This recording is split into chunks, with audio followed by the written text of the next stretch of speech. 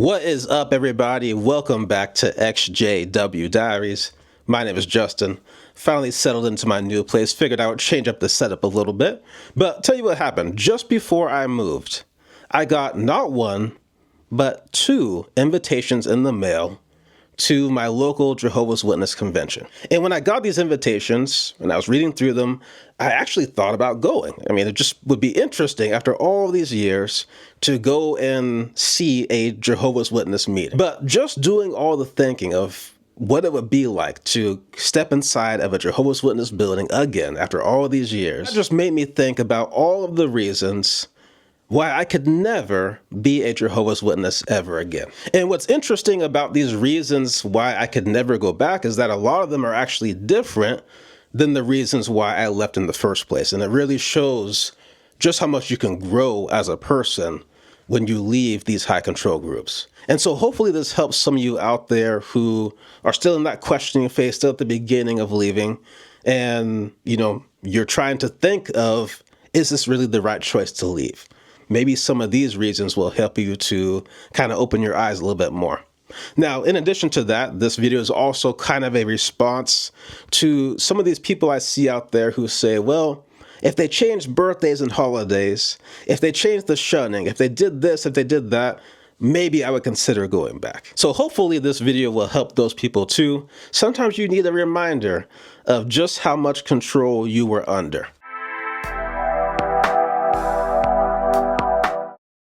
So the first reason that I could never go back to the Jehovah's Witnesses is because I have just become too open-minded of a person.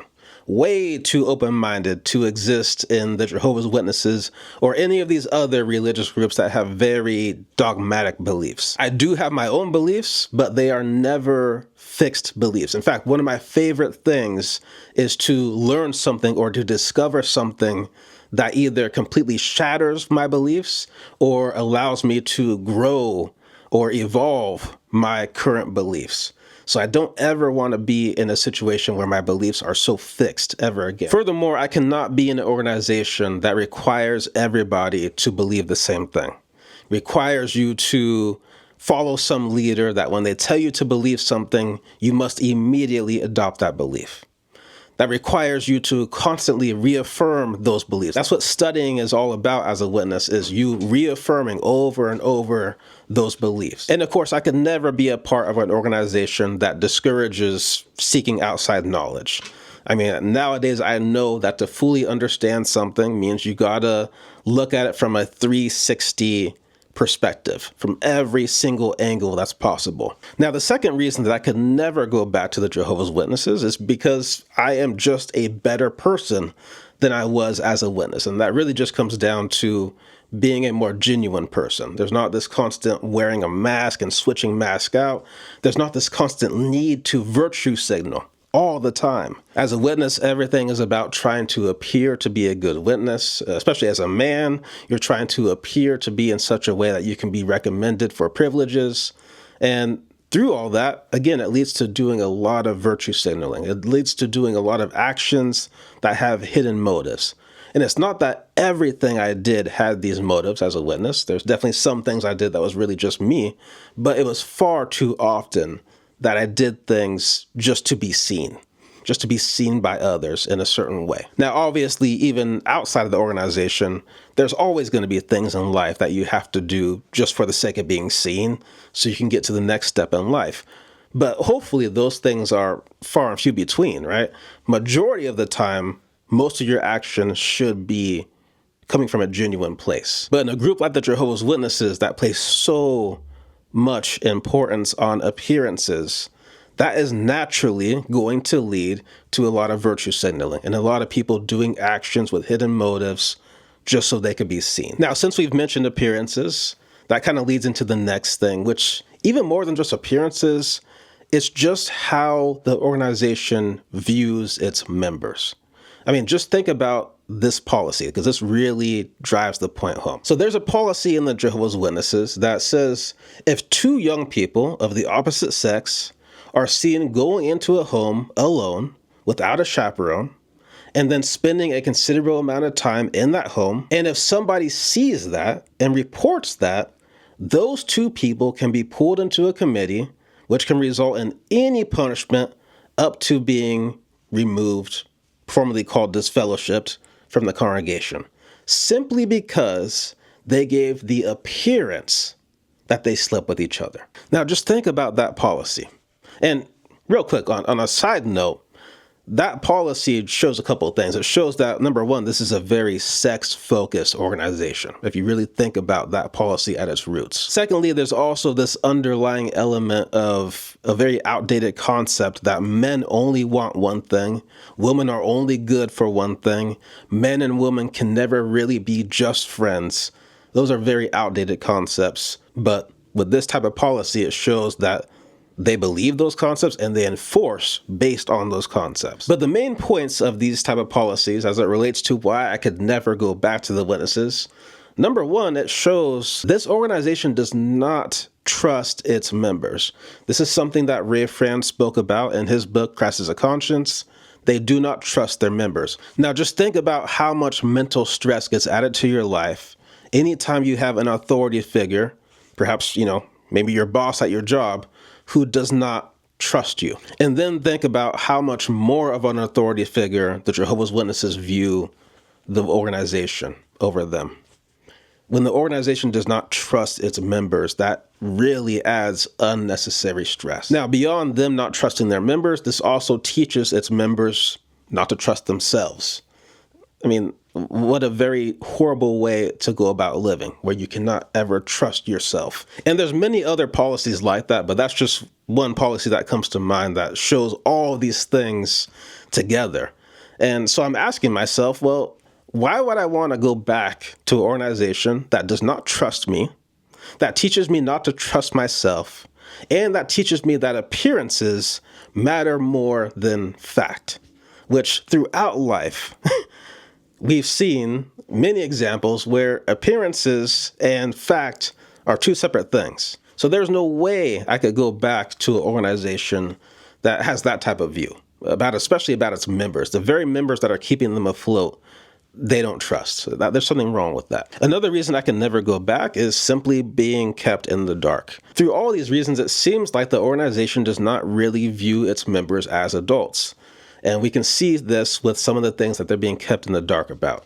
The CSA issues. Many people think that that's an apostate lie. We know that there's many legal cases, legal documents out there that show that Jehovah's Witnesses do have an issue with CSA. They do have an issue hiding abusers. This is not something that people should be kept in the dark about. Another example is the Elders book. I actually have a video coming out about the Elders book, the new revised version. But that's another thing that most Jehovah's Witnesses are kept in the dark about. In fact, I've even seen, this is kind of embarrassing, but I've seen some witnesses in comments who say that the Elders book is an apostate lie. Can you believe that? This is a book that they publish, their organization publishes.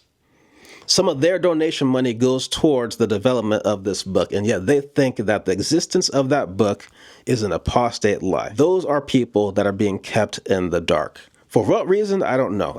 I've been going through the Elders book. Again, I got this video coming up about it.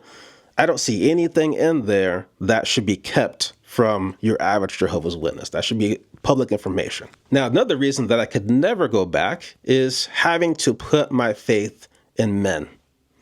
All of these hike and drill groups, they all have this thing in common where there is one man or a group of men, in some cases, very few cases, but in some cases, even a woman or a group of women who they are told is chosen, being divinely guided by God. And therefore, whatever that man or group of men or woman, whatever the case may be, whatever they say, that goes. That's the law. Whatever they tell you to believe, you should believe. Whenever they tell you to change your beliefs, you change your beliefs. And funny enough, a lot of these organizations just so happen to be Christian-based or Bible-based organizations.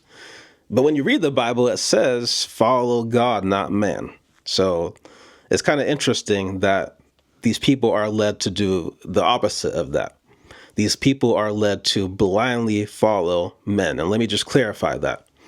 When you have a man or a group of men, women, okay, again, whatever the case is, when you have some human leader or group of human leaders that tell you to do something and you must do it without even asking any questions, even if under normal circumstances you may disagree with it, you simply follow along with it, that is blindly following them. And if you are blindly following a human or a group of humans simply because your doctrine requires you to believe that that person is chosen by God, or that that person is divinely guided by God, or whatever the case is, if you truly believe that, then in plain, simple English, you are putting your faith in men.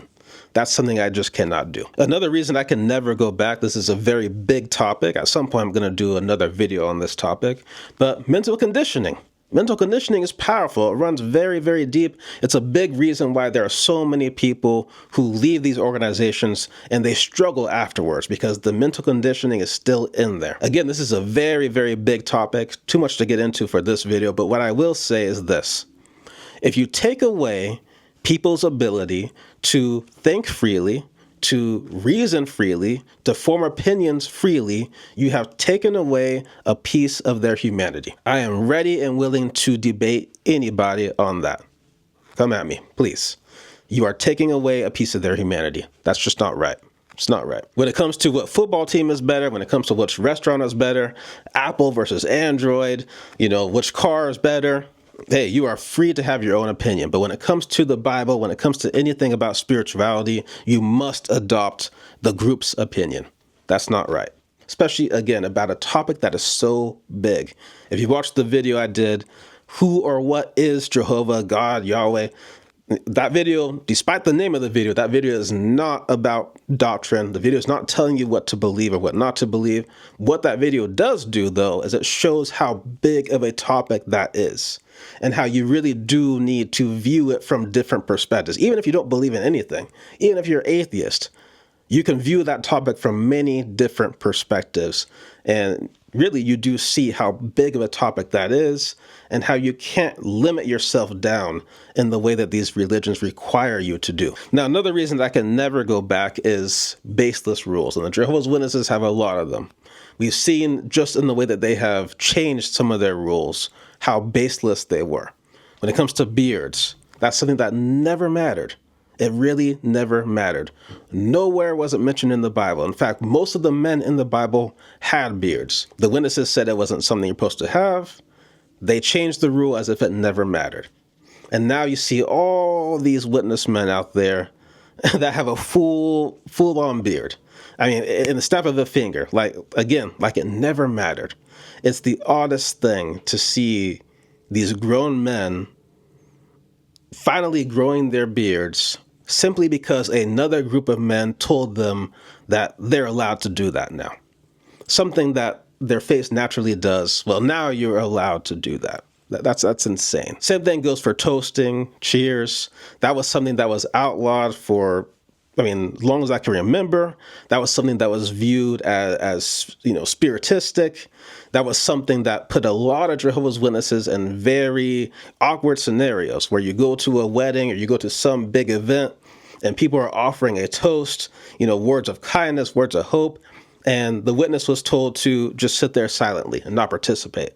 And for some people out there, that caused family feuds. Really, what was the point of all that? At the end of the day, a lot of these rules are completely baseless. It has nothing to do with the Bible. It's just men putting unnecessary burden on other people. And that's something I can never go back to. Now, another reason I can never go back to the witnesses is the constant surveillance, this constant fear that you might stumble somebody, that you might say or do something that causes you to be viewed as bad association, or even something that might get you a talking to in the back room. Again, side note here, but man, why as adults were we afraid of the back room? That right there shows you something wrong. Something is very wrong here. If grown people are afraid of having to get a talking to in the back room. But when it comes to this surveillance, it was all the time, everywhere, not just at the meetings. You could just be out and about. Maybe you go to see a movie in the movie theater, you come out of the movie, oops, there's a witness, and guess what? You saw a movie that they don't quite agree with. Maybe in their view it's spiritistic, maybe it's rated R, whatever the case is, and now you got to sit there and worry that they went and reported you to the elders. To go along with that, there really is no healthy boundaries. I mean, people think that they can prod into various aspects of your life and then give you counsel about it. Very much a lack of privacy. Now, of course, all of those things go along with the various reasons that I left in the first place. Things like the CSA issues, the immense amount of control that they have over their members, the false prophecies, and the list goes on and on and on. But really, the main reason I wanted to share this video is, again, it just shows how much you are allowed to grow as a person. And the thing about these high control groups is that they don't want you to grow as a person too much, right? They kind of have to keep everybody on the same level. Otherwise, they do risk people leaving. They risk people realizing how much control that they're under. They risk people doing something as crazy as just forming their own opinion, right? But if you keep everybody down and you keep the level of control as high as possible, then people don't think. People just follow along. And that's exactly the type of lifestyle that I lived as a Jehovah's Witness. I just followed along. So those are some of the reasons that I can never go back to the Jehovah's Witnesses. And notice the wording there. Can never go back. It's literally something I can't do. This is not a will never go back with some wiggle room. This is I can't go back. Who I am as a person, I cannot go back. It's literally impossible for me to fit myself back into that box. There is no Bible or any ancient book that tells you that any person or organization is unquestionable or that should be followed blindly. So this is man. This is man that's telling you this stuff, and you have every right to question men. So with all that being said, stay tuned, get subscribed. I have been going through the new revised Elders book. It's been very, very, very interesting. I've been going through the entire thing. This is the first Jehovah's Witness book that I have read in years. So it's been very interesting just to read any Jehovah's Witness book after this much time of being away, but definitely interesting reading the Elders book, because not only was that book hidden from people, but also you really get to see how the authority figures are taught to view the congregation. And I mean, yeah, there's a whole lot in that book. So hopefully that video is not too long. I'm going to try to keep it as short as possible, but that might be a longer video because I'm going through the entire book. But with all that, I want to thank you so much for watching. Thank you so much for your time. Please take it easy on yourself, and I will catch you in the next one. Peace.